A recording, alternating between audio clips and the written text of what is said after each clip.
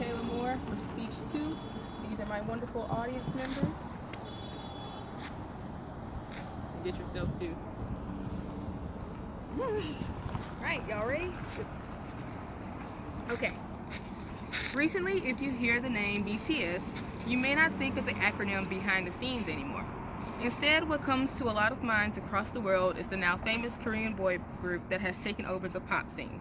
The amount of success that they have now was unheard of and was surprising for even BTS's own fan base. Why did they spread so fast, and what is the K-pop phenomenon? First things first, to understand K-pop, let me explain to you all what the Hallyu Wave is. You guys know what Hallyu is? What does No, Hallyu mean? no, I don't know what that is. The Hallyu Wave isn't new, but it has been growing incredibly fast for years now. But to keep the explanation short, it stands for the South Korean cultural economy of exploring pop culture, entertainment, music, and digital media. K-pop is simply short for Korean pop or popular music, and is one of the things that falls under the giant umbrella that is Hallyu. Before BTS, there were two other groups that were pretty big across the globe that goes by the names Big Bang and 21. These two groups were huge acts on the K-pop scene and earned a net worth of 44 million and 8 million respectively. So why weren't they as widespread as BTS is now? That's when we get into this funny thing called globalization. With modern technology, we can talk and see people from all over the world with just tap on our phones and computers. Globalization is the shared information of cultures to different parts of the world. And now it's so easy for us to do so that the blending and learning of new cultures can be done without too much effort. When we gravitate towards another culture, the first things we experience will most likely be an art form. To most, when we travel, we'll probably want to try another culture's food as an introduction, but these days, you will most likely be introduced to something new by music or art that has been shared all over the internet. With the widespread usage of social media platforms such as YouTube and Twitter, globalization has not only become a way to share information about cultures, it's also generated a heavy market to buy and sell these cultures as well. K-pop is known to have big fandoms, which are literally fans that group together to discuss their favorite artists, music, and other forms of pop culture.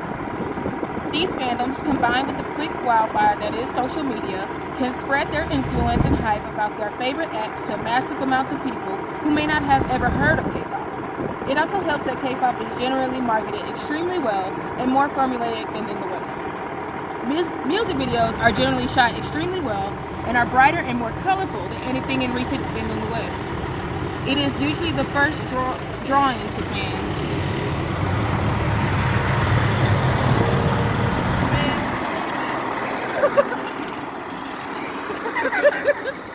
It is usually the first drawing to new fans because South Korean companies put a lot of monetary budget towards these videos. Fans are also invited and encouraged to collect different merchandising.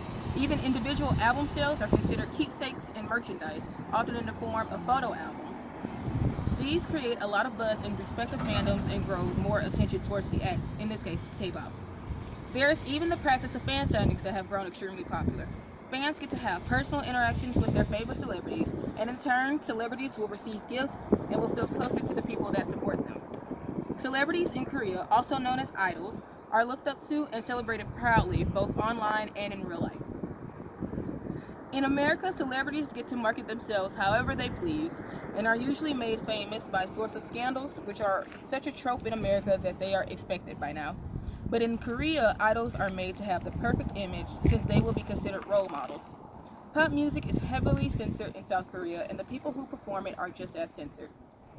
People are also interested in K-pop because of these stories about idols and how much they have to do before they get a chance to perform. Idols often have to train for years before they debut. For example, the BTS group we talked about, some members trained 8 to 10 years before they were allowed to debut.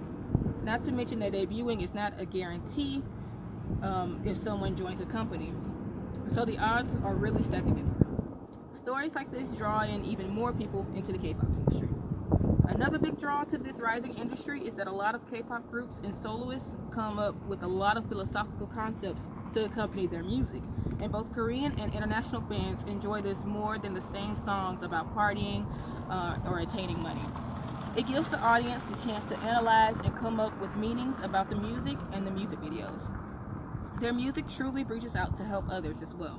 With BTS, they've used their popularity in music video concepts to spread messages about mental health awareness, the struggles of transitioning into adulthood, and loving humanity as a family.